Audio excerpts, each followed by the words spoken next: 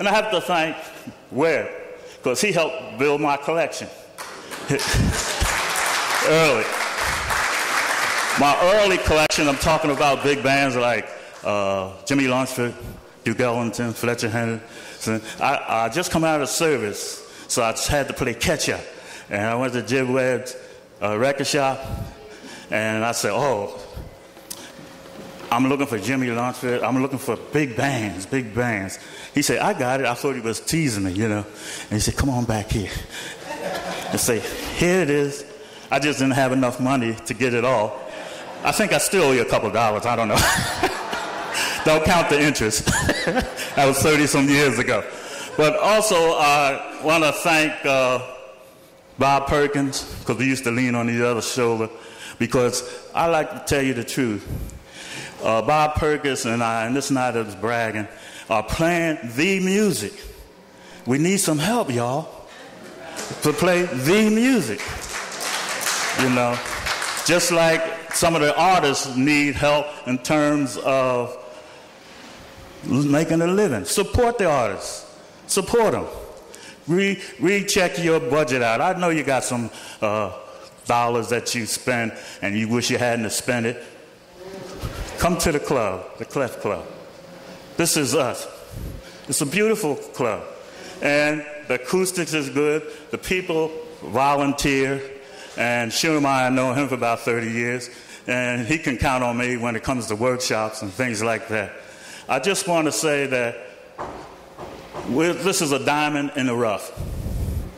When I come in the Clef Club, I say, wow, here's a place for musicians. Here's a place for us in the community to come, safe, and have fun, and let your hair down, and really enjoy life like it's supposed to be.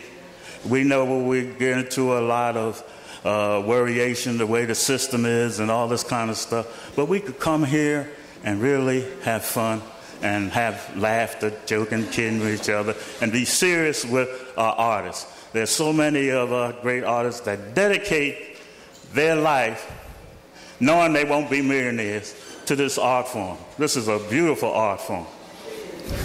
I'd like to recite this poem by Langston Hughes. First of all, we all have to read. I teach my students to read. I don't give them tests. They got to read books about Miles, Diz, Duke, Count, Billy. And then they got to write 7 pages on what they've read. See, and I always get one of those young hip guys that's trying to get over London, and I look at him. See, I'm big, right?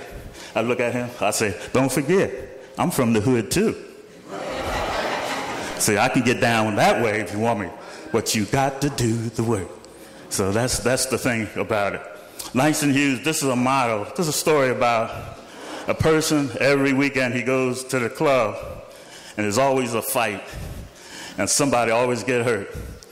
So Langston Hughes went to this club about 2 or 3 times, and this certain person, they never bother him.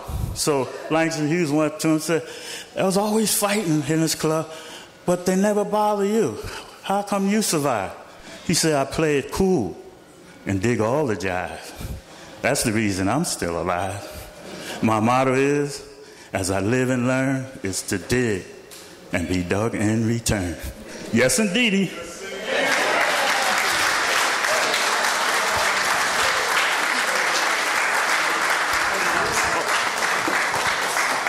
Yeah. Thank you, Harrison.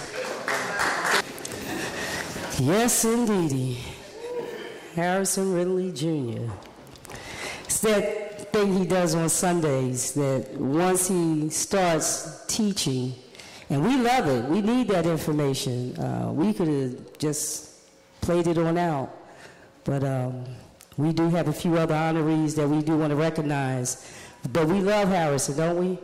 We love Harrison Ridley Jr. I know I do. Yeah.